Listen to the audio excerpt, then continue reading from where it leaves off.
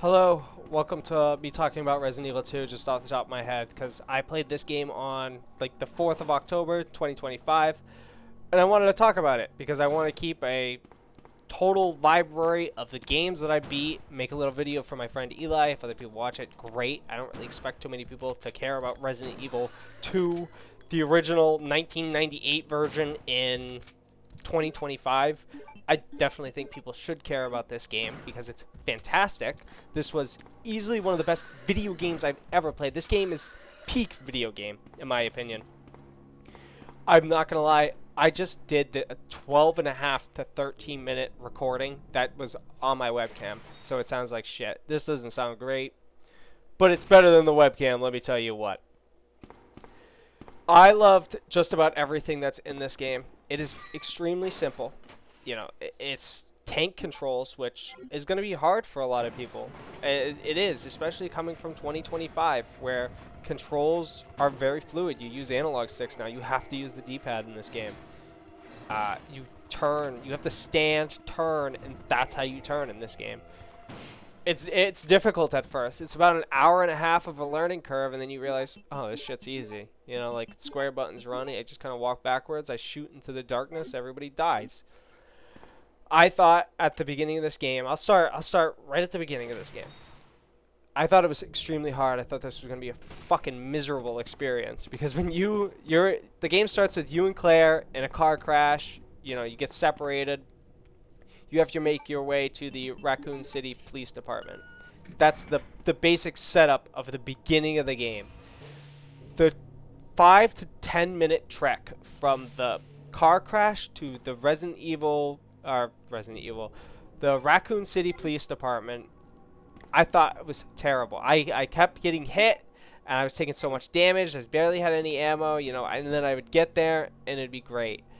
And there's no zombies. When you get into RPD, you know, once you get there, that's your safe place. There's an ink ribbon. You can save there. That's, you know. But if you die in this game, you know, 1998, you get sent back to the fucking menu. There's no auto saves. There's no nothing in this game. If you forget to save, you are going back. You are kicked out. All right? It's not bad after that first hour and a half. Like, if you can get an RPD with, like, medium health, you know, caution, the yellow, you figure, like, okay, I just need to waste all of this ammo. Survival horror, you're not supposed to waste ammo. I was putting fucking bullets into everything at the beginning of this game because I needed to get some herbs. I needed to get a different gun. Finally go through, you know, I went to the liquor side first, which is the left side of the building, because the right side has non-stop zombies, which isn't that bad. I mean, when I say non-stop zombies in a game like this, I mean, they are really bullet spongy. I'm making the game sound bad. I am. I'm a pessimist by heart. You go to the left side, you know, you get the little liquor jump scare. Liquor has a giant tongue. They're like these zombie crawly things with brains on their head, no eyes. Scary looking. There's a couple jump scares in this game. They did get me. I'm not gonna lie. I had a little bit of the jitters, you know, but I wasn't like screaming in my chair. It's 1998. Like, I knew what I was getting myself into, but every once in a while, a fucking window would break, a bat or a zombie or something would jump in. I'd shake a little. I was trembling in my boots at some point. If you have no health, you haven't saved in the last 45 minutes, well, shit, you're gonna want to run, you know? You want to get out of there. You don't want to repeat that. The map is great in this game. It tells you what keys you need. You know, it's that Resident Evil. You need a key for this. I didn't like, and it's 1998. They want to pad out the playtime of this game. I didn't like running from one end of RPG to get a lever to go to the opposite end. I will say what makes it good about the backtracking is they do re-add new enemies into places. So it's not just the same, like, 3 zombies in every room. Like, if you kill the zombies in the room, you have to go back in because you forgot something. They won't respawn.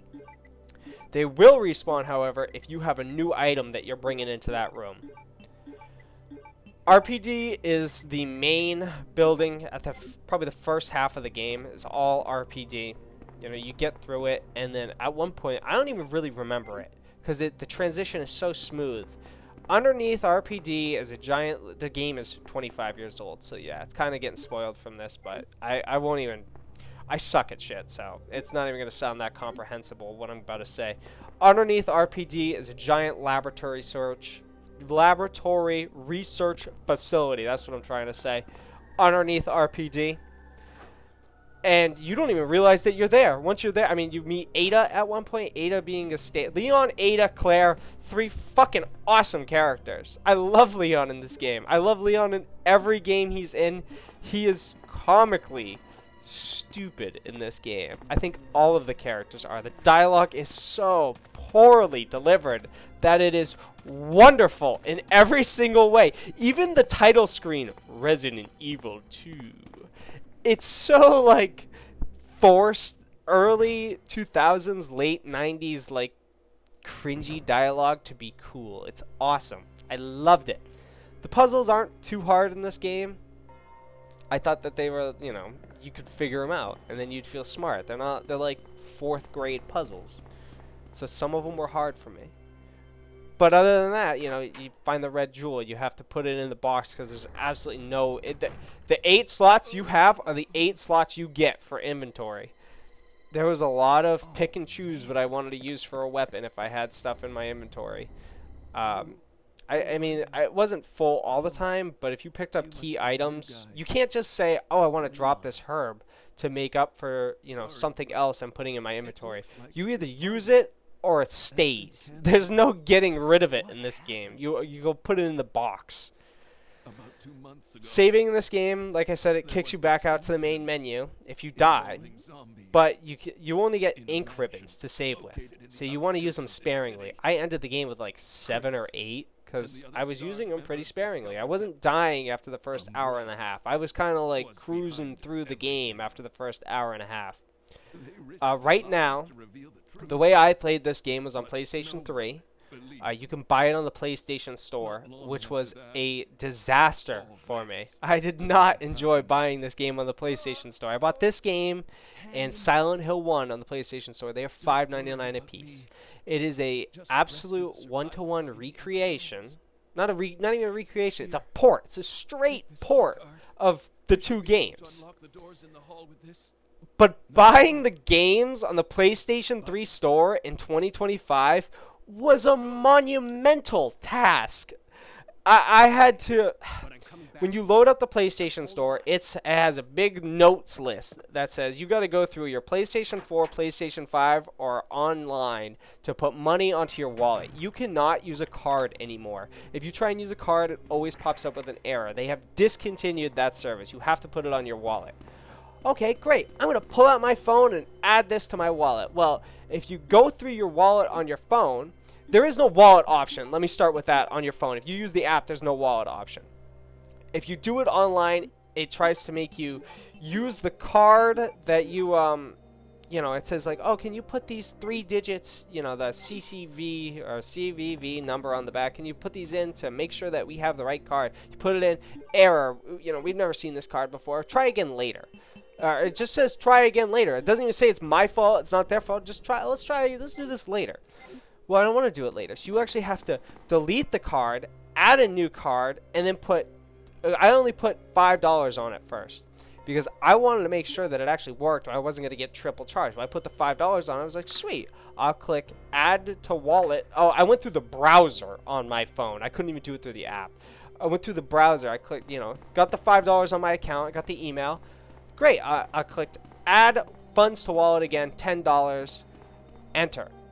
Error, you still have this card is now on your account, so you actually need to delete it again in order to re-add it to add the $10 fucking that's needed to buy both of these games at once. So I did all of that. This took 2 hours to figure out. This was not I knew right off the top of my head it took me 15 minutes. This was like a 2-hour process. I'm glad I did it. Resident Evil 2, I think was 200 megabytes, and Silent Hill was 700, or was vice versa. 100% worth it. There's no doubt in my mind this game would have been worth $20. I wouldn't have bought it for $20 because I didn't know how great it was. It's a really good game. I could bitch about the PlayStation Store and what it is now. The Xbox 360 Store doesn't even exist anymore, so I guess PlayStation has a leg up, but just the loops to go through it and the fact that you can only play PlayStation 1 games and the PlayStation 3s don't play PlayStation 2 games makes it below the Xbox 360. Which, if all PlayStation 3s were backwards compatible with 2 and 1, greatest console of all time, easily. Just being 1 makes it, like, meh. It's kind of worse than the Xbox 360, in my opinion. I understand that my friend Eli, PlayStation 3 lover for life, I don't think that he would get the joy that I got out of this game. Being, as someone who enjoys older video games, you know, like, he's into, like, trophy hunting. There's no trophies in this. This shit was conceived before trophies. There's puzzles in this game. Yeah, they're easy. There's still puzzles in this game. Which is kind of like, that's not constant shoot, shoot, shoot. It's like, it's a slow burn at points, but I always felt like the gears were turning. I always felt like I was on course to do something. I think that even if there are no trophies, the trophy of saying I beat Resident Evil 2 OG even on normal difficulty. I played it on normal difficulty, which wasn't terribly hard. The beginning was hard, and then it got easy. You know, you find first aid sprays everywhere. Not really an abundance of ammo. I kind of felt like they did a fantastic job spacing out the ammo. I always felt like I had just enough to keep going. Same way with the health. You know, there's a lot of spray cans. Spray cans heal you all the way up. So it kind of felt like I had a lot. It felt like I had a lot. Because herbs, you know, you fill up 1 tick of your health bar. Great characters in this game that will go on to be series favorites. Leon, who's like the rookie, you know, he just started out. Claire, who's Chris's brother from the first game. And Ada, who you just meet and is like a secret agent. They're in their iconic costumes. I'm a Dead by Daylight nerd. I like that game. I loved playing as Leon, who I've been playing as in Dead by Daylight. It's great. Cringe at times, but I never hated this game. That means a lot, because I just hate video games, to be honest. I don't even like playing them. I don't know why the fuck I curse myself. I burden myself with playing all these video games. I love this game. This game was fantastic. Easy 10 out of 10, especially for being 25 plus years old. I couldn't help but wonder, like, why is this game so great? And newer games aren't getting the love. Like, this thing is less than a gigabyte. This game was fantastic. This game is better than most 60 gigabytes games I play. The new Call of Duty game, sign me up for Resident Evil 2 OG, please. I don't want to play Call of Duty Black Ops 7 if they remade this game into something better. The remake came out. This is the way to play Resident Evil 2 OG, in my opinion. It's not that hard to learn the controls. It's not that expensive if you already own a PlayStation 3 and have funds on your PlayStation wallet. I haven't played through the entirety of the Resident Evil 2 remake. I played through the first hour. I kind of found myself bored. Maybe I just wasn't in the mood to play something like that, because people talk very highly of it, mostly because they remember this game being really good, and this game is fantastic. I never felt like I needed an over-the-shoulder analog stick game like this, you know, like, to be like this. This game, having the controls and the quirkiness it has, makes it fantastic to me. I think everybody should play this game. Alright, that's all I'm trying to yap about. This was just a PlayStation 3 backwards compatibility store Resident Evil 2 talk about. I hope Eli watched it and it convinced him to either buy the game, which he probably won't, or he'll ask me for my account, or just play it. This game is fantastic. I think it's amazing. I think everybody should play it. I can't stress that enough. It's not worth, I know, going on and on, just bitching. It is not worth watching a Let's Play. You watch a Let's Play, it's kind of like, you know, you find one of those quiet Let's Plays, kind of like what you're watching now. I'm not going to lie, I had to use someone else's footage because I don't have a capture card. I don't, you know, it is what it is. He's got his name in bright red colors at the bottom. Game is 25 plus years old. This gameplay is 10 years old. It's going to be 10 years old in, what, today's the 7th. 11 days.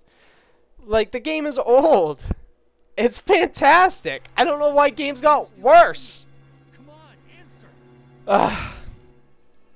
Play this game, please. If you take anything away from this fucking nonsense, play this game. Please.